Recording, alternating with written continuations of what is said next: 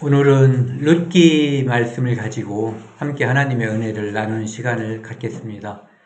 오늘 제목을 붙쫓았더라 이렇게 잡아봤습니다. 이 룻이라고 하는 여자가 하나님을 믿지 않는 이제 이방 민족이었는데 하나님을 믿는 이스라엘 민족과 이제 결혼을 하고 그로 인해서 결국은 이제 예수 그리스도가 태어나는 다윗의 이제 다윗 왕의 족보에 편입되는 그러한 영광을 누린 아주 짧은 이야기인데 그것을 통해서 이제 복음이라는 것과 하나님의 역사에 대해서 함께 나누겠습니다. 룻기는 이제 사사기 다음에 나오는 성경 말씀이거든요. 성경을 한번 찾아보실래요? 처음 룻기 1장을 보시면은요.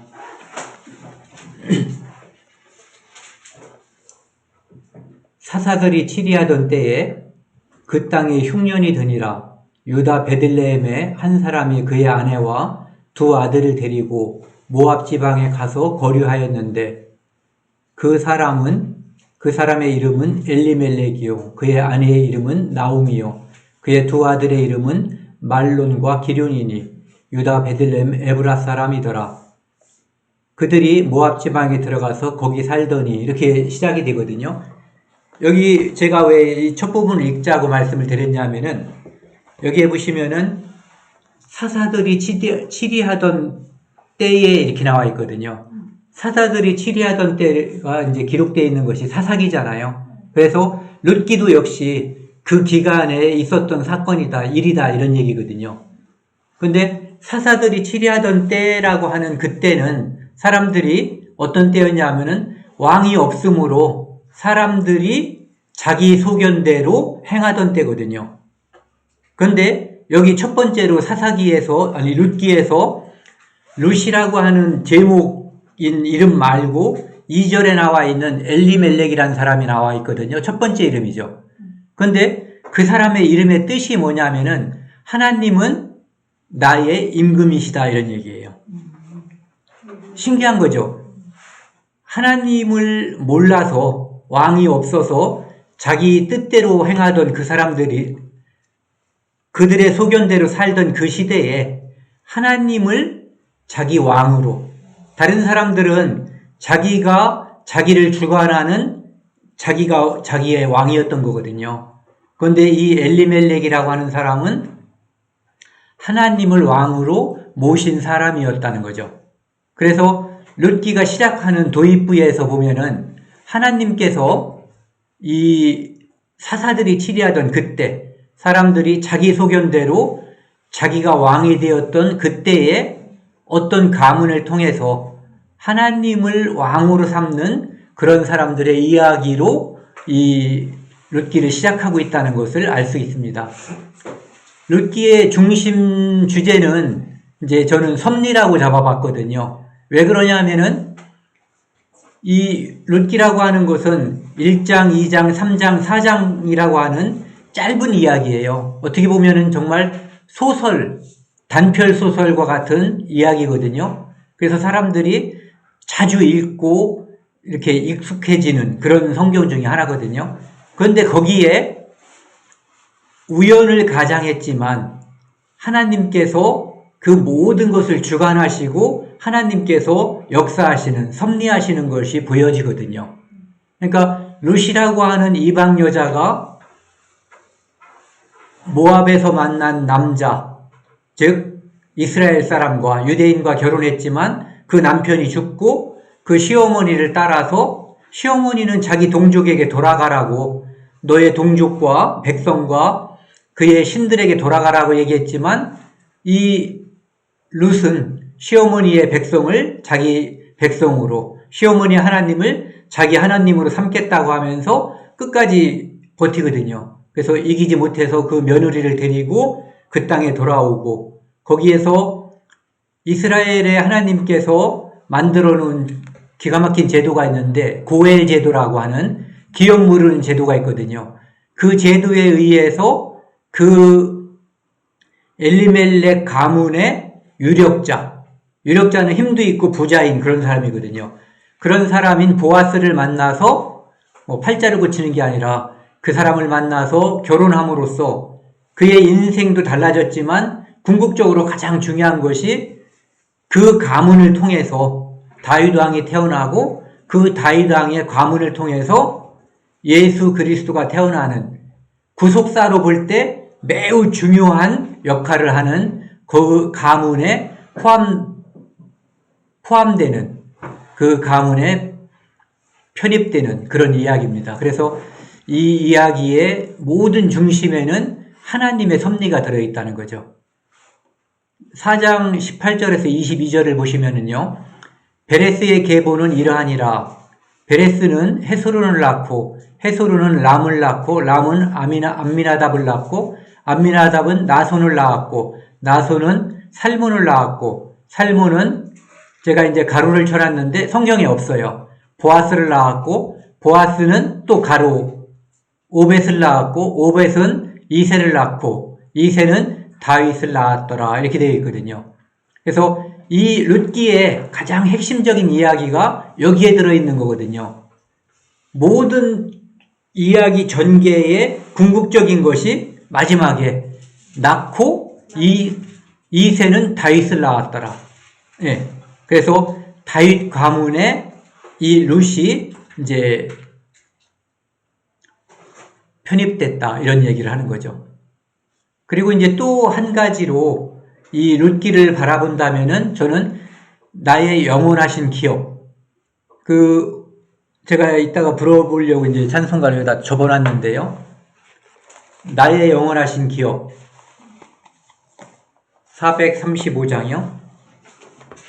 이 하나님께서 우리의 영원하신 기업이거든요. 그 신명기 7장 6절에 보면은 이스라엘 민족을 하나님의 성민이라고 하고 그 백성들을 하나님께서 자기 기업의 백성이라고 하거든요. 하나님의 뜻을 이루는 기업의 백성인 거예요. 룻기에서 룻은 하나님의 구속사의 뜻을 이루는 그것을 포함하고 있거든요. 그래서 우리 자신들도 룻처럼 아무 소망이 없는 자였었는데 이 땅에서 오직 예수 그리스도를 만남으로 인해서 하나님의 영원하신 기업, 나의 영원하신 기업이 하나님이 되는 거고 하나님의 영원한 기업이 우리가 된 거죠. 그래서 영원하신 기업이라고 잡아봤고요. 내용을 간단하게 보면은 1절은 1장 1번, 2번, 3번, 4번 소설로 따지면은 발단, 전개, 절정, 대단원 이런 식으로 이게 잡은 거예요. 그래서 나오미가 룻을 데리고 며느리를 데리고 모압에서 살다가 이제 자기 땅으로 돌아오는 것. 그래서 베들레헴이라고 하는 것이 단어가 자체가 지명이 떡집이라는 뜻이래요.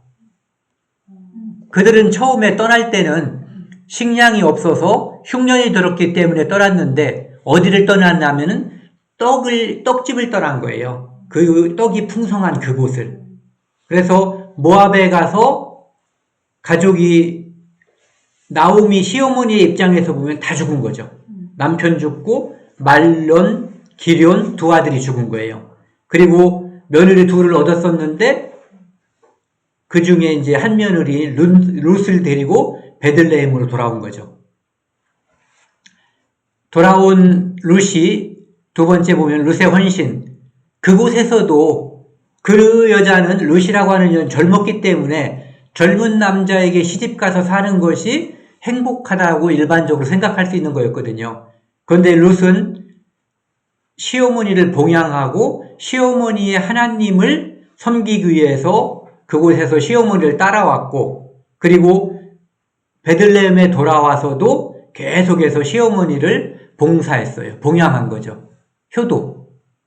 그래서 그 과정 중에 보아스라고 하는 이제 남자를 만나고 3번에 보면은 룻의 청혼 3장에 나와 있는 건데 이방인인 룻이 베들레헴의 유력자인 보아스에게 청혼하는 것은 매우 이상한 일이에요. 어떻게 보면은. 그런데 이스라엘에는 기업 모르는 제도, 고엘 제도가 있거든요. 그 제도는 하나님께서 주신 제도예요. 그래서 그거에 시어머니가 그것을 알려주셨고 그것에 의지해가지고 과감하게 용기 있게 자기를 받아달라고 청혼한 거죠. 그리고 그것을 이제 보아스라고 하는 사람이 받아주고 4번에 보면은 대결론. 제가 이제 4장 18절에서 22절 위에 있는 그 성경 말씀을 읽었는데 그것이 바로 이 성경 룻기의 가장 핵심적인 사항이라고 볼 수 있거든요. 다윗의 조상이 되었고 예수 그리스도 즉 메시아의 가계에 편입이 되었다. 다윗의 증조부가 됐던 거예요. 그래서 룻기는 간단하게 이런 이야기로 구성이 되어 있습니다. 여기 지도를 보시면은 가운데 뻥 뚫려 있는 데 있잖아요. 거기가 사해예요. 예, 그 위로다가 실처럼 돼 있는 것이 요단강이죠. 예, 요단강 위로 쭉 올라가면은 갈릴리 호수, 갈릴리 바다라고 하는 것이 있고, 요 빨갛게 돼 있는데 보면은 베들레헴이라고 돼 있죠. 그 위에는 예루살렘이라고 돼 있고요. 그러니까 예루살렘에서 좀 떨어져 있는 곳에 베들레헴이 있는데 그곳은 사해에서 서쪽 지방인 거죠. 그곳에서 모압이라고 하는 곳까지 갔던 거예요. 흉년이 드니까 베들레헴에서 살던 그 엘리멜렉, 그 다음에 그의 아내 나오미, 그리고 두 아들이 함께 이제 모압으로 갔다가 모압에서 남편이 죽고 그 다음에 아들 둘이 다 모압 여자와 결혼했는데 그곳에서 두 아들이 죽은 거예요. 그리고 이제 그 시어머니는 매우 인자하고 뭐 착한 사람이었던 것 같아요. 자기가 데리고 가면은 자기한테 밥이라도 해줄 텐데 그렇게 하지 않고 너희 민족과 너희 신에게 돌아가라고 강권하거든요. 한번 해보는 말이 아니라 강권하죠. 그래서 오르바라고 하는 며느리는 돌아갔고 룻이라고 하는 며느리는 끝까지 이제 시어머니와 함께 하겠다라고 해서 이제 모압 땅에서 베들레헴으로 돌아오는 것이 1장 이야기입니다. 오늘 주제 말씀은 이제 1장 14절 말씀입니다. 개역개정 구약 403쪽입니다. 그들이 소리를 높여 다시 울더니 오르바는 그의 시어머니에게 입맞추되 룻은 그를 붙쫓았더라. 오늘 제가 제목을 붙쫓았더라 이렇게 잡았잖아요. 붙쫓았다라고 하는 것은 붙잡고 따라갔다라는 의미더라고요. 그러니까 조금 떨어져 있으면은 놓칠 수가 있잖아요. 그러니까 이 붙쫓았다라는 의미를 제가 여러 가지 책을 찾아보니까 한 몸처럼 따라다녔다라는 마치 부부가 함께 한다라는 그런 의미도 포함되어 있다라고 그래요. 그러니까 절대로 떨어질 수 없는 사이. 마치 예수님께서 이 땅에 오셨을 때 임마누엘이라고 했거든요. 임마누엘. 육신의 몸을 입고 오셨지만 그 안에 하나님이 계셨던 거예요. 이런 사이. 그러니까 떨어질 수 없는 사이죠. 우리 육신을 입고 있는 우리에게 성령이 오신 사이. 그러면 우리도 임마누엘이잖아요. 우리 안에 하나님이 함께 계시는 사이. 그렇게 함께하는 그런 것을 갖다가 이제 붙쫓았더라라고 이야기하고 있어요. 그래서 오르바는 시어머니가 강권하니까 돌아갔지만 룻은 그 시어머니가 그렇게 말리고 돌아가라고 하는데도 불구하고 끝까지 돌아가지 않고 시어머니를 따른 거거든요. 여기 제가 이제 하나의 화면을 하나 골라봤는데요.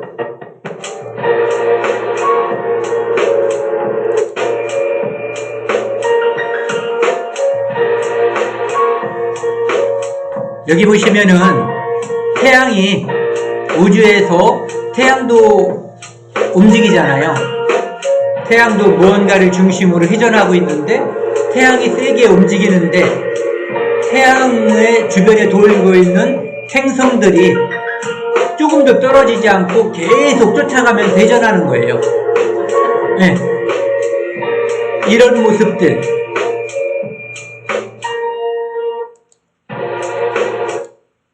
이런 모습이 이제 붙쫓았더라와 우리가 의미가 이제 통한다라고 볼 수가 있는 거죠. 그래서 절대 떨어지지 않고 따라가는 것. 실제로는 태양이 이 행성들을 잡고 가는 거잖아요. 그리고 더 엄밀하게 말하면 하나님께서 그렇게 하신 거죠. 네. 그래서 이 룻기에서 나오미를 따라가는 룻의 행동은 룻이 선택한 거거든요. 하지만 이 모든 선택의 배후에는 하나님이 있다라고 하는 것을 이제 발견할 수가 있는 거죠. 그 뒤에 바로 뒤에 말씀이에요. 룻기 1장 15절에서 17절 말씀을 보면은 나오미가 이제 오르바라고 하는 며느리는 이제 돌아갔는데 룻이 이제 달라붙은 거예요. 붙쫓은 거죠. 이르되 보라 네 동서는 오르바는 그의 백성과 그의 신들에게로 돌아가다니. 여기 보시면은 백성에게만 돌아갔다고 하지 않고 신들에게 돌아갔다고 하거든요. 그래서 이것이 바로 룻기에서 굉장히 중요한 우리가 관전 포인트라고 볼 수가 있어요. 그들의 신들. 그들의 신은 나중에 제가 한번 여기 옮겨놨는데 그모스라고 하는 인신 제사를 받는 그 우상을 섬기는 그런 집단이었거든요. 모압이. 너도 너의 동서를 따라 돌아가라 하니 룻이 이르되 내가 어머니를 떠나며 어머니를 따르지 말고 돌아가라 강권하지 마옵소서. 자꾸 이제 그만 얘기하라 이거죠. 어머니께서 가시는 곳에 나도 가고 어머니께서 머무는 곳에서 나도 머물겠나이다. 아주 의지가 확고한 거예요. 어머니의 백성이 나의 백성이 되고 어머니의 하나님이 나의 하나님이 되시리니. 자, 지금 생각해 보세요. 지금 나오미라고 하는 여자는 요즘 말로 하면 쫄딱 망한 여자예요. 잘 살던 여자가 베들레헴에 흉년이 와서 있는 걸 다 가져갔을 거 아니에요. 재산을.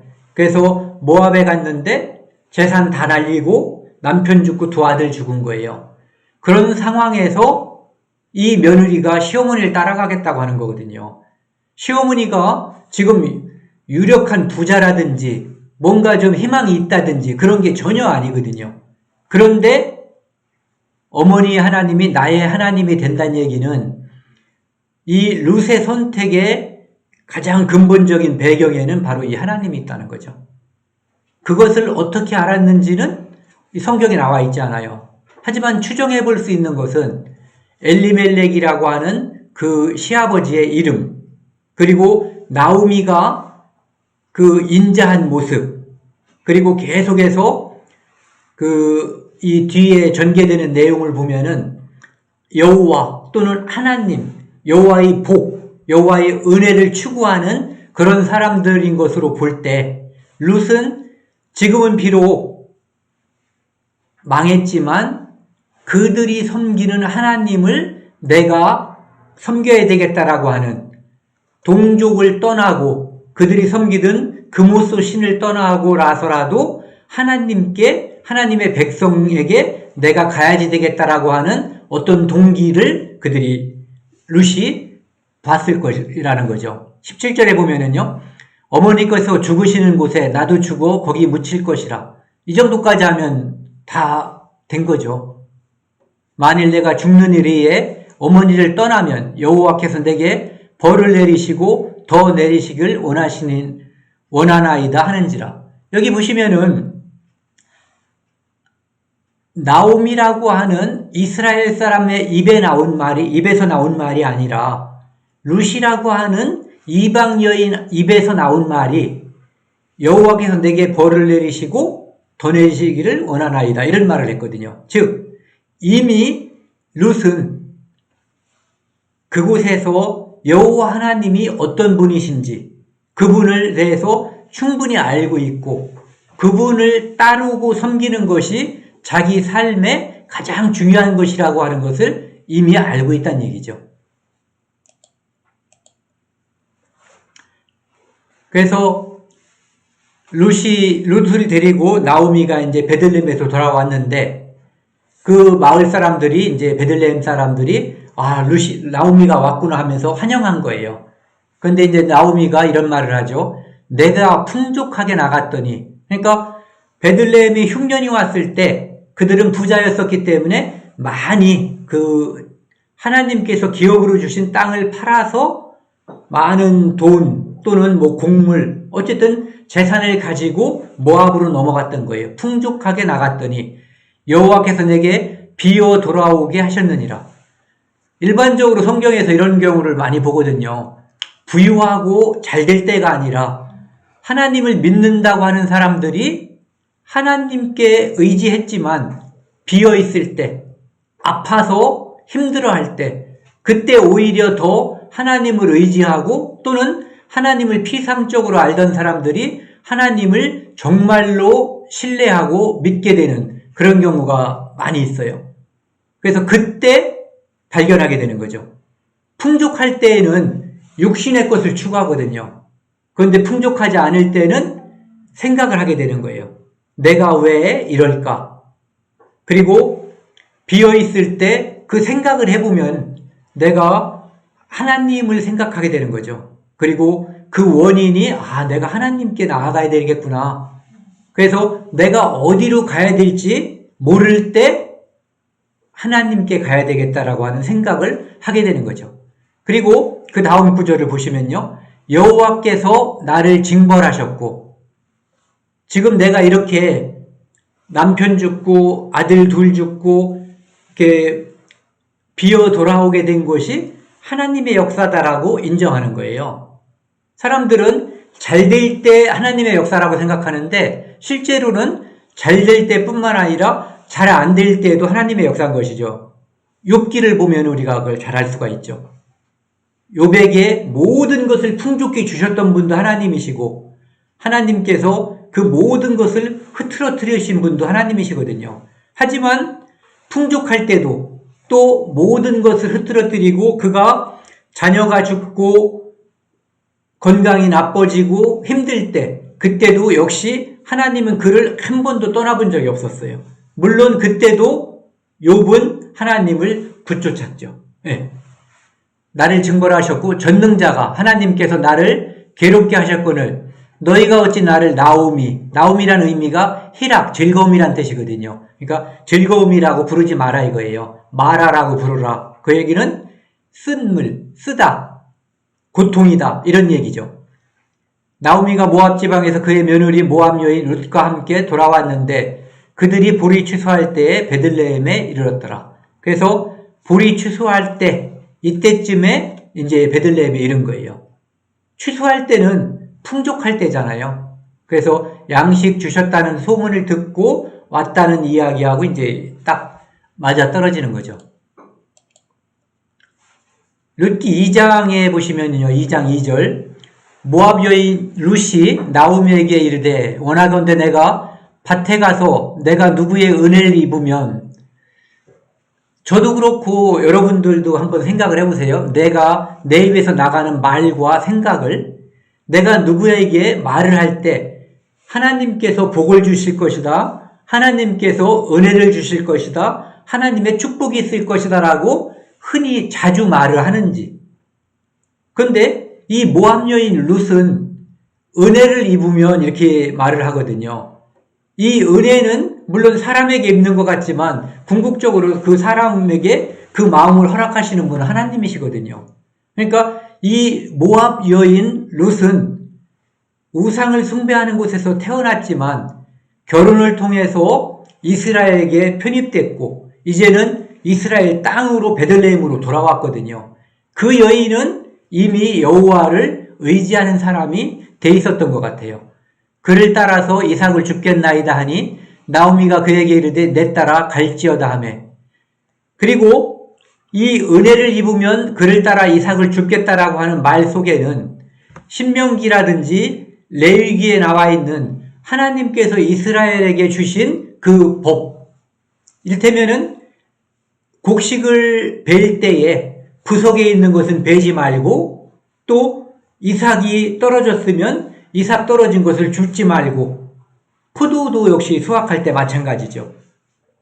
그렇게 해서 나그네, 고아, 과부 일반적으로 그 사이에서 힘들고 가난하고 없는 사람들 그 사람들에게 은혜를 베풀기를 바란다고 하는 그것이 신명기에 나와 있거든요.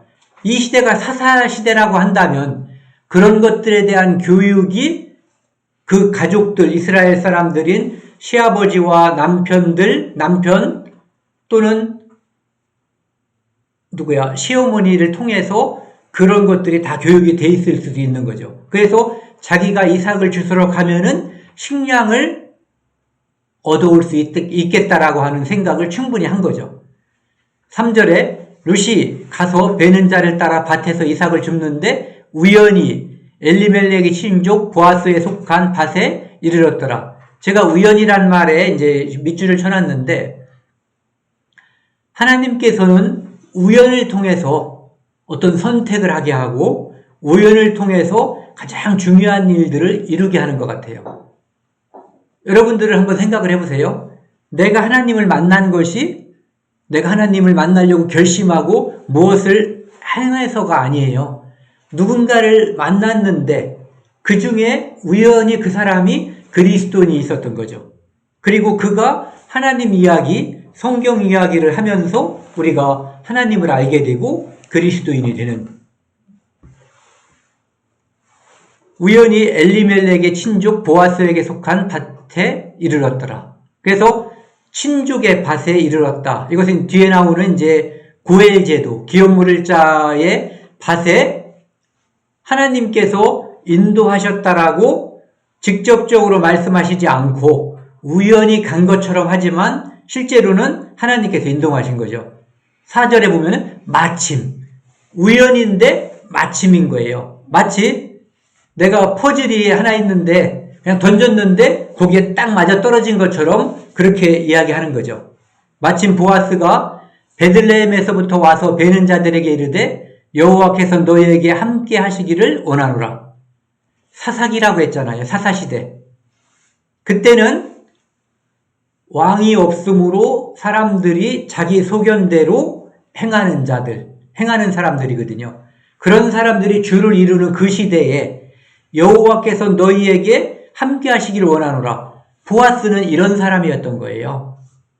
하나님을 은혜를 주시는 분, 하나님을 자기의 왕으로 모시는 자임이 틀림없는 거죠. 그런데 보아스뿐만 아니라 보아스와 함께 하는 자들, 즉 보아스의 품꾼인지 그 집에서 일하는 사람들인지 모르지만 그들이 대답하되 여호와께서 당신에게 복 주기를 원하나이다. 많은 사람들이 하나님의 왕됨을 인정하지 않고 살았던 사사시대였지만 여기에 나오는 사람들, 나오미, 그 다음에 나오미의 남편인 엘리멜렉, 여호와 하나님은 나의 임금이다라고 이름을 지었죠. 그리고 모압 여인 룻, 그리고 보아스. 이 사람들은 하나님으로 말미암아 무엇을 하고 또 하나님으로 말미암아 무엇을 하지 않는 하나님이 행동의 계기와 동기가 되는 그런 사람들이었던 거죠. 그래서 그 사람들을 만나게 된 거예요. 여기 제가 자료를 동영상을 하나 보여드리고 싶은데요. 폭풍이 일어나가지고 집이 다 날아가는 장면이에요. 여기까지가 우연이죠. 여기까지 보면은 폭풍이 몰아쳐서 너무 세니까 미국 같은 데는 토네이도가 이제 집을 막 날아가고 심지어는 차도 이렇게 막 부분적으로 떠다니고 그러는 게 화면에 나올 때가 있는데 이런 것들은 우연이거든요. 그런데 다음 장면을 보시면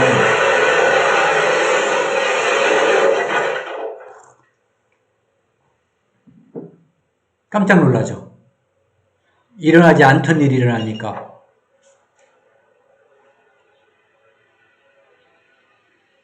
절대 일어날 수 없는 일이 일어나 버린 거거든요. 확률, 여기 보면은 세보셨어요? 1000만분의 1이더라고요. 확률 1000만분의 1. 방콕 보험, 방콕 보험이라고 하는 데서 만든 화면인 것 같아요. 이 세상에 일어나는 일이 우연히 일어나는 것 같거든요.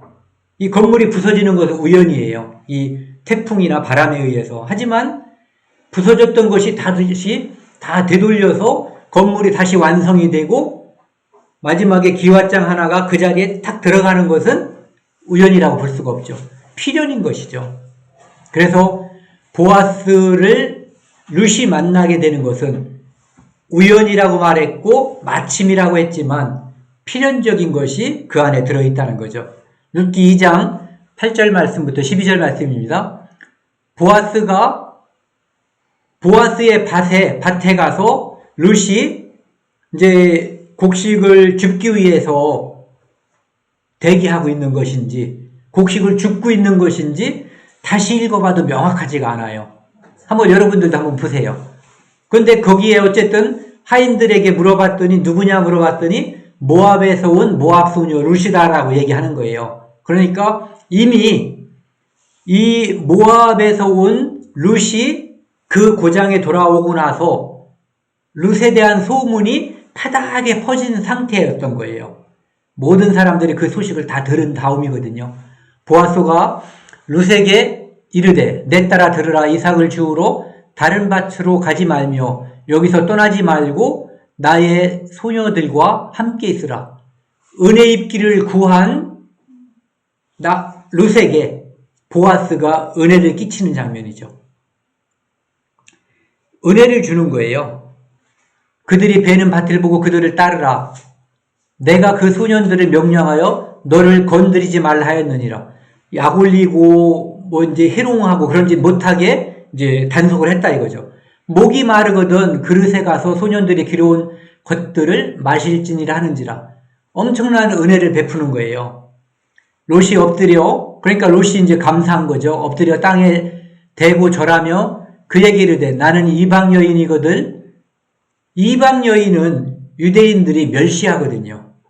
이방 여인과는 결혼도 하지 말라고 그랬고 교류도 하지 말라고 한 것이 하나님의 명령이에요. 그런데 나는 이방 여인인데 천대받아 마땅하거늘 당신이 어찌하여 내게 은혜를 베푸시며 나를 돌보시나이까.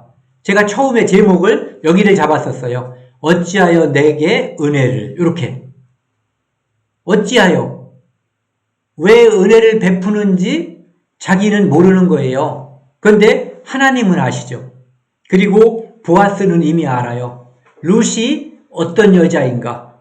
그곳에서 힘든 상황에서 남편이 죽었는데 늙은 시어머니를 모시고 이 땅으로 온 거예요. 아무 소망이 없는데. 그러니까 그의 효심과 그의 선한 마음을 사람들이 다 아는 거죠. 그래서 그거에 대한 대가를 보아스가 베푸는 것처럼 보이지만 그 위에 하나님께서 베푸시는 거죠. 보아스가 그에게 대답하여 이르되 네 남편이 죽은 후로 소문이 이렇게 우리가 잘 살아야 돼요. 우리에 대한 소문도 이렇게 퍼져나가는 것 같아요. 네 남편이 죽은 후로 내가 시어머니에게 행한 모든 것과 내 부모와 고국을 떠나 전에 알지 못하던 백성에게서 온 일이 내게 분명히 알려졌느니라. 다 들었다는 얘기예요.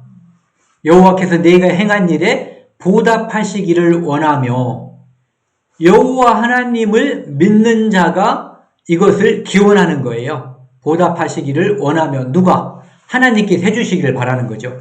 이스라엘을 하나님 여호와께서 그의 날개 아래 보호받으러 온 내게 온전한 상 주시기를 원하노라. 이 세상에서 상은 많이 받을 수가 있어요. 뜻하지 않게 누군가가 이렇게 맛있는 커피를 줘도 마음이 흡족하죠. 또 직장 다니는 사람이 뜻하지 않게 보너스를 받거나 누가 뜻하지 않은 친구가 와가지고 만난 것도 마음이 기쁘고 식사를 같이 해도 기쁠 수가 있거든요. 그런데 누군가가 내가 평생 먹고 살 수 있는 재산을 준다든지 이러면은 큰 보상이죠. 하지만 그것이 영원한 보상은 아니거든요. 온전한 보상은 아니거든요. 온전한 보상이 될 수 있는 유일한 것은 예수 그리스도를 구주로 영접하고 영생을 얻는 것. 이것만이 온전한 보상이라고 볼 수가 있는 거죠. 지금 보아스가 말한 그것이 온전한 보상이 영생까지 가는 건지 여기서는 확인할 수가 없어요. 하지만 우리 시대에 하나님께서 우리에게 주시는 온전한 보상은 영생이라고 밖에 볼 수가 없는 거죠. 여호수아 2장 8절에 보시면요. 이 라합이라고 하는 여자가 나오는데 이 라합이 이방 여자인데 자기들을 침략하러 온 이스라엘 사람들을 숨겨주고 그들과 한편이 돼서 결국은 유대인이 되는, 그리고 여기 나와 있는 보아스가 누구냐면은 여기 나와 있는 라합의 시어머니가 되는 거죠. 결국 나중에. 예, 그렇게 되는 거예요. 근데 이 여자가 이스라엘 사람들이 쳐들어왔을 때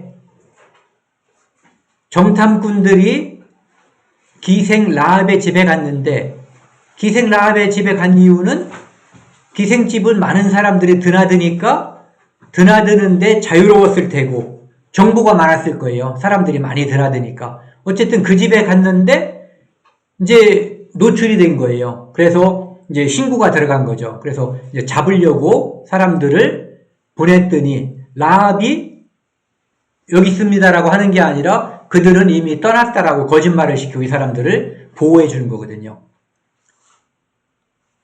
8절, 또 그들이 눕기 전에 라합이 지붕에 올라가서 그들에게 이르되 말하되 여호와께서 이 땅을 너에게 주신 줄을 내가 아노라. 이방 여자가 이 땅을 여호와께서 너희들 유대인들에게 이스라엘 사람들에게 준 줄을 아노라. 이것은 줬을까가 아니에요. 준 줄을 확신한다 이거죠. 우리가 너희를 심히 두려워하고, 왜? 그 밑에 나오죠. 이 땅 주민들이 다 너희 앞에서 간담이 녹나니, 사람이 가장 두려울 때 마음이 애간장이 녹는다는 바로 그 표현이거든요. 간담이 녹는. 실제 너무 두렵거나 끔찍한 일을 당하면 간이 녹을 수도 있대요. 10절, 이는 너희가 애굽에서 나올 때에 여호와께서 너희 앞에서 홍해물을 마르게 하신 일과 하나님께서 바닷물을 마르게 하신 일, 이 일을 너희를 위해서 하셨다는 것을 여리고성에 있는 기생 라합은 들었을 뿐만 아니라 확실히 믿고 있는 거예요. 또 너희가 요단 저쪽에는 아모리 사람의 두 왕 시온과 옥에게 하는 일, 곧 그들을 전멸시킨 일을 우리가 들었음이니라. 한두 명 때려잡은 것이 아니라 하나님의 도움으로 그 두 왕을 전멸시켜버린 거예요. 아이들까지 전멸. 그러니까 자기가 살 수 있는 길은 그들에게 항복하고 그들과 한편이 되는 것밖에 없다는 거죠. 여호와를 대적하는 자는 산산이 깨어질 것이라고 하는 것을 이 라합은 확실히 알고 있었던 거예요. 그래서 어떻게 알았냐? 들어서 알고 있는 거예요. 믿음은 들음에서 나는 거거든요.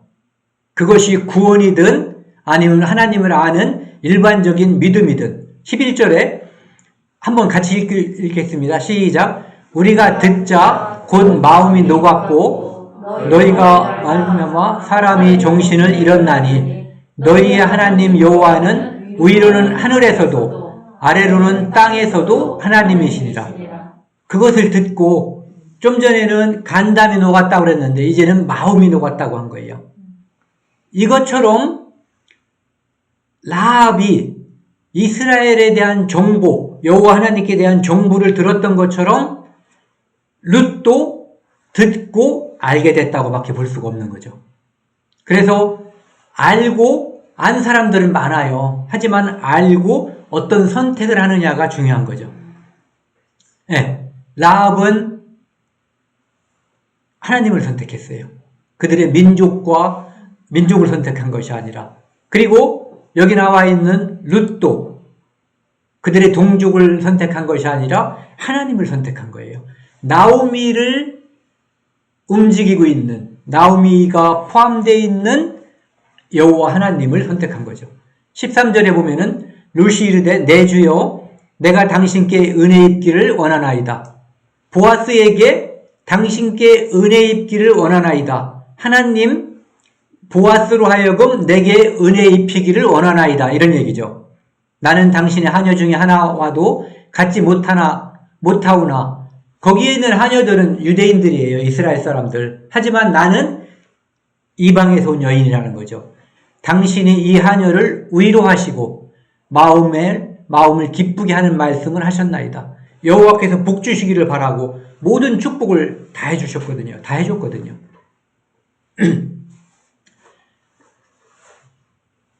그래서 보아스의 선의에 의해서, 보아스의 그 축복에 의해서 많이 이제 저기를 걷어온 거예요. 이제 한 에바를 걷어왔다고 하는데, 한 에바는 한 20리터? 킬로로 따지면 15kg 정도 된다고 그래요. 그러니까 뭐 상당한 양이라고 볼 수가 있는 거죠. 그러니까 한 마리 보통 10kg 정도 잡나요? 어쨌든 그 이상의 되는 양을 걷어가지고 온 거예요. 시어머니가 그에게 이르되 오늘 어디서 주었느냐, 어디서 일을 하냐 했느냐, 너를 돌본 자에게 복이 있기를 원하노라. 시어머니는 아직 그를 돌본 자가 누구인지 모르지만 그에게 복이 있기를 원하거든요. 그 복은 하나님께서만, 여호와 하나님께서만 복을 주실 수 있다는 전제하에 모든 말들이 이루어지고 있는 거거든요. 은혜든 복이든. 룻이 누구에게서 일했는지를 시어머니에게 알게 하여 이르되 오늘 일하게 한 사람의 이름은 보아스니이다 하는지라. 그러니까 그날 있었던 일을 쭉 얘기해 준 거죠. 보아스가 내게 어떻게 은혜를 입혔는지. 20절에 나오미가 자기 며느리에게 이르되 그가 여호와로부터 복받기를 원하노라. 여호와를 잡고 사는 사람들, 하나님을 잡고 사는 사람들은 이런 말을 자주 하는 것 같아요. 여호와께서 복받기를 원하노라. 그가 살아있는 자와 죽은 자에게 은혜 베푸기를 그치 아니하는도다. 죽은 자들은 자기 남편과 아들들, 지금 살아있는 자는 며느리와 자신 나오미를 말하는 거죠. 그러니까 보아스의 친족이었기 때문에 이제 이 사람들이 예전에도 지금도 은혜를 끼치고 있다 이런 얘기죠. 나오미가 또 그에게 이르되 그 사람은 우리와 가까우니 우리 기업을 물을 자 중에 하나니라 아니라. 그러니까 우리가 모든 것을 잃었을 때 우리를 대신해서 우리 가문을 일으켜줄 사람 중에 하나다 이거죠. 그래서 이 이야기가 핵심으로 지금 가고 있는 거예요. 그를 만나게 하는 것이 하나님의 목적이고 그를 통해서 자식을 낳게 하고 그가 다윗의 조상이 되고 다윗을 통해서 또 계보가 내려와서 예수 그리스도가 탄생하는 것. 마태복음의 1장에 나와 있는 그 계보.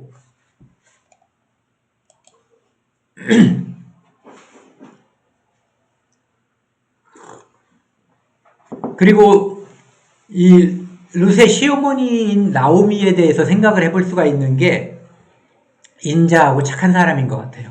하나님을 진심으로 믿는 룻의 어머니 나오미가 그에게 이르되 내 딸아 내가 너를 위하여 안식할 곳을 구하여 너를 복되게 하여야 하지 않겠느냐.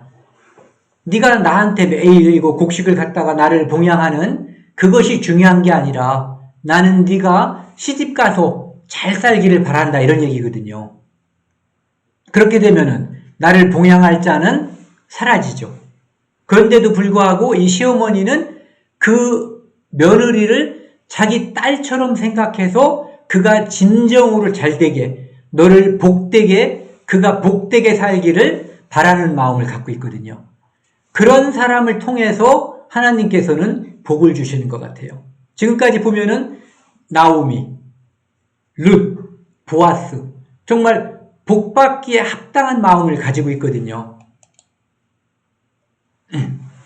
그 다음에 3장 9절에서 11절이요.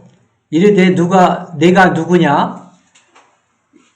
나오미라고 하는 시어머니가 이스라엘의 그 기업 무르는 자에 대한 이야기를 다 해준 거예요. 그래서 우리에게 그 보아스라고 하는 사람은 기업 물을 자다. 그래서 그에게 가서 네가 이렇게 하면은 그는 내게 어떻게 해줄 것이다. 왜냐하면 유대인들은 기업 물은다고 하는 것이 무엇인지를 다 알고 있어요. 예를 들어서 어디서 미망인이 여자가 남편 죽은 여자가 와서 다른 남자한테 가서 갑자기 동침을 하려면은 이것은 폐륜이거든요. 그런데 이스라엘 사람들은 그 친족이 대가 끊겼을 경우에 그 친족에게 첫 번째는 형제죠. 첫 번째 형제. 형제가 없잖아요, 지금. 다 죽었으니까. 그러니까 그 친족에게 가서 그 친족이 그와 잠자리를 함께 함으로써 씨를 주는 거예요. 그렇게 함으로써 그 가문을 끊어지지 않게끔 하는 제도로서 하나님께서 주신 거거든요. 그것이 신명기 25장 5절에서 10절까지 보시면은 자세히 나와 있어요. 한번 별도로 읽어보세요. 그것을 며느리에게 잘 알려줬기 때문에 이 룻은 보아스가 이제 수확을 하고 타작마당에서 즐겁게 잠을 잤을 때 이렇게 덮는 이불이 있다면 발끝에 가서 살짝 열고 거기에 들어갔던 거예요. 그러니까 이제 자다가 움직임이 있고 발이 닿으니까 이제 깼겠죠. 네가 누구냐 하니 대답하되 나는 당신의 여종 루시오니. 왜 여종이라고 하냐면은 당신이 나를 구원할 자란 얘기예요. 당신의 옷자락을 펴 당신의 여종을 덮으소서. 그 전에 코미디 같은 거 할 때 내 알을 놔도 이런 말 했잖아요. 그 똑같은 표현이에요. 당신이 나와 결혼해 주세요라는 표현이라고 해요. 옷자락을 펴서 당신의 여종을 덮으소서. 이는 당신이 기업을 물을 자가 됨이니이다. 이방 여인이 그것을 알고 시어머니가 시킨 대로 그대로 따르는 거예요. 이것은 하나님이 시켰다고 보는 거거든요. 하나님께서 만든 제도고요. 그가 이르되 내 딸아 여호와께서 내게 복 주시기를 원하노라. 또 말하죠. 여호와께서 내게 복 주시기를 원하노라. 내가 가난하건 부하건 젊은 자를 따르지 아니하였으니 여기서 구태여 보아스의 나이를 언급하고 있지 않지만 보아스는 나이가 꽤 있던 사람인 것 같아요. 그러니까 육신의 정욕을 따라서 가난한 사람이든 부한 사람이든 젊은 자를 따라가면은 즐겁고 또는 편하게 살 텐데 따르지 아니하였으니 내가 베푼 인애가 처음보다 나중이 더하도다. 예전에 그곳에서 살던 모압 땅에서 시어머니를 따라왔을 때보다 이곳에서 와가지고 시어머니를 섬기는 것, 그리고 이제 기업 물을 자를 선택하는 거에 있어서 나이 많은 나에게 온 것이 내가 베푼 인애가 크다 이런 얘기죠. 즉 육신의 정욕을 따르는 것이 아니라 하나님을 따른다는 거거든요. 이름이 비슷한 롯이라고 하는 사람 있잖아요. 아브라함 조카. 그는 육신의 무욕 이것을 따라서 하나님을 버리고 떠난 사람이거든요. 네. 그런데 이 롯이라고 하는 사람은 모든 육신의 것을 버리고 하나님을 선택한 거예요. 그렇기 때문에 그에게 하나님의 축복이 임하는 거죠. 11절 그리고 이제 내 딸아 두려워하지 말라. 두려워하지 말라라는 표현은 성경에서 대부분 하나님께서 너와 함께 하기 때문이다라고 하는 전제가 들어있어요. 예. 내가 네 말대로 내게 다 행하리라. 내가 현숙한 여자인 줄을 나의 성읍 백성이 다 아느니라. 창피하지 말라. 두려워하지 말라. 내가 나에게 와서 나를 옷자락을 펴서 내 여종을 덮어달라고 한 것은 내가 부정한 여자이기 때문에 한 것이 아니라 너는 정숙한 여자인데 그 기업 물을 자의 제도에 따라서 했다는 것을 나뿐만 아니라 이 동네 사람들도 다 한다는 얘기예요. 그러니까 걱정하지 말라는 거죠. 그 다음에 참으로 나는 기업을 물을 자이나 내가 기업 물을 자인 것이 맞다. 하지만 순번이 뒤에 쳐진다는 얘기예요. 기업 물을 자로서 나보다 더 가까운 사람이 있으니 이 밤에 여기서 머무르라. 아침에 그가 기업 물을 자의 책임을 내게 이행하면 좋으니 그가 행한다면은 그에게 맡길 수밖에 없는 거예요. 그가 우선순위이기 때문에. 즉 친족으로서 보아스보다 더 가까운 거예요. 엘리멜렉 집안과. 둘 다 자격이 있지만 1순위, 2순위가 되는 거죠. 그가 기업 물을 자의 책임을 내게 이행하기를 기뻐하지 아니하면 그가 포기하면 여호와께서 살아계심을 두고 맹세하노니 또 여호와께서 살아계심을 두고 맹세하노니 내가 기업 물을 자의 책임을 내게 이행하리라. 아침까지 누워 있을지니라 하는지라. 그래서 걱정하지 말고 그가 행하면 어쩔 수 없는 거예요. 하지만 그가 행하지 않으면 내가 반드시 너를 책임진다라고 여호와를 두고 맹세한 거예요. 이 한문에 복자라고 하는 것이 있는데 이 사전을 찾아보면 이런 뜻들이 있어요.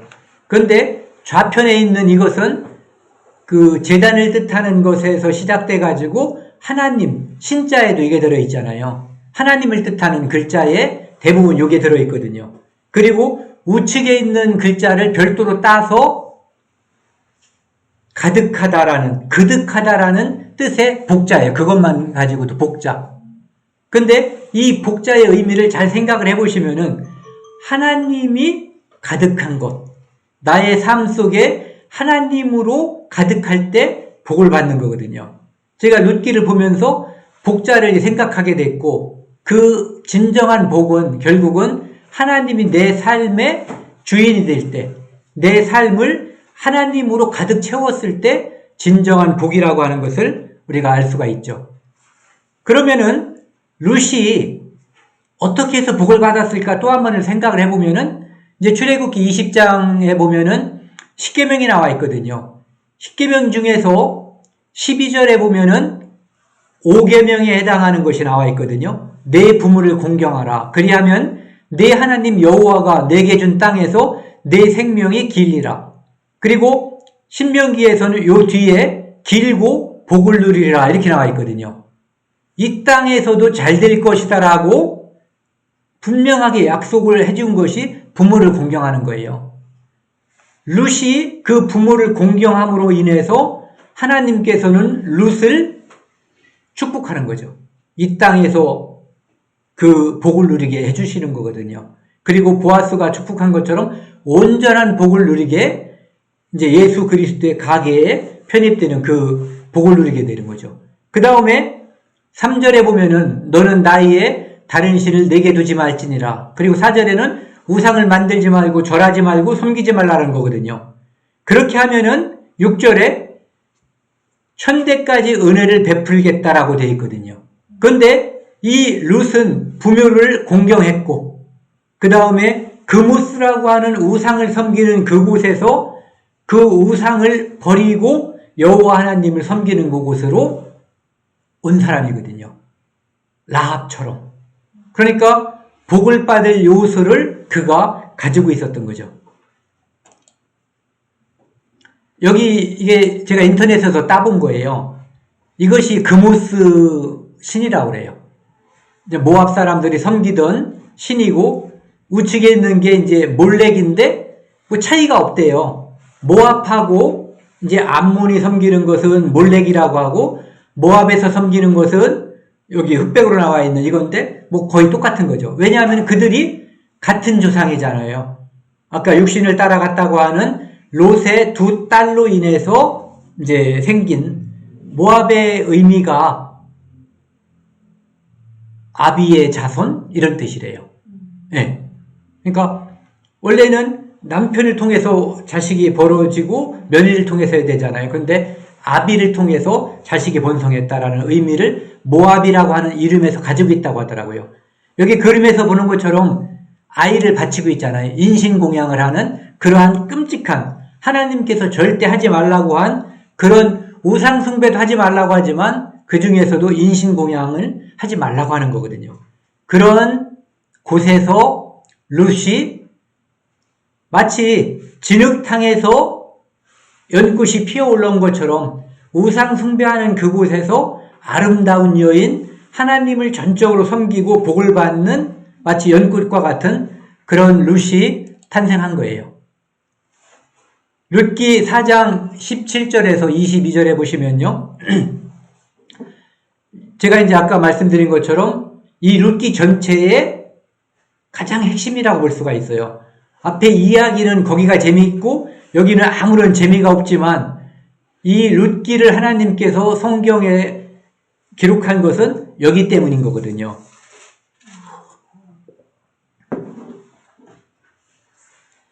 이제 길게 17절부터 22절까지 나와 있는데요.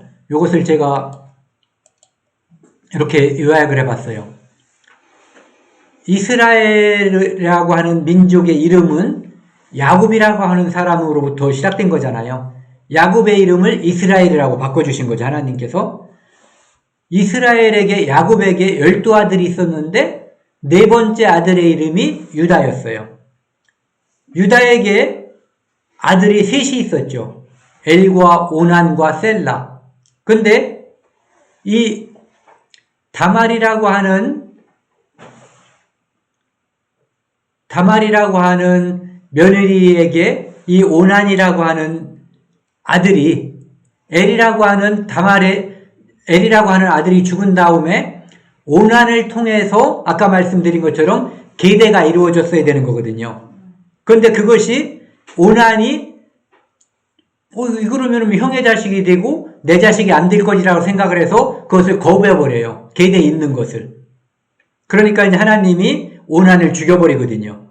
그리고 그럼 이제 셀라라고 하는 아들을 유다가 다말에게 주어야만 셀라를 통해서 다말이 이제 아이를 낳을 수가 있는 거거든요. 그런데 유다가 셀라를 주지 않거든요.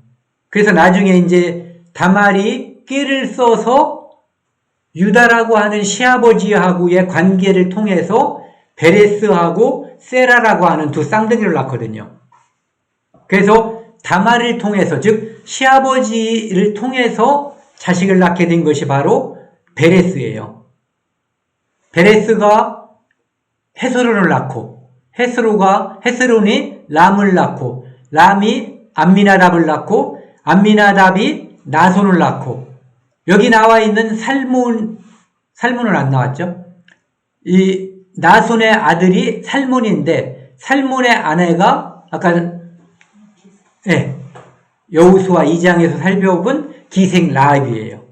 살몬이 라합을 통해서 낳은 사람이 누구냐 하면은 보아스예요. 보아스는 왜 그렇게 이방 여인 룻에게 친절하게 굴었을까? 하나님을 섬기기 때문이기도 하지만 이방 여인이 이스라엘에 와서 살고 있는 자기 엄마를 생각한 역지사지, 배려였을 가능성도 충분히 있어요. 자기 엄마가 이방 여인, 그것도 기생이었다가 유대인이 된 거거든요. 이스라엘에 편입된 거거든요. 그러니까 다른 사람보다 룻에 대한 애틋한 마음이 더 있었겠죠. 그래서 보아스를 통해서 오벳이를 낳았고 오벳이 이새를 낳았고 이새가 다윗 왕을 낳은 거예요. 그러니까 룻은 다윗 왕의 아버지, 할아버지, 증조 할아버지, 증조 할머니가 된 거죠. 증조모가. 그래서 다윗의 계통을 통해서 쭉 내려와서 메시아 예수 그리스도가 탄생하거든요. 그래서 이방 사람인 라합 또는 룻을 통해서 예수 그리스도의 가계가 형성이 되거든요.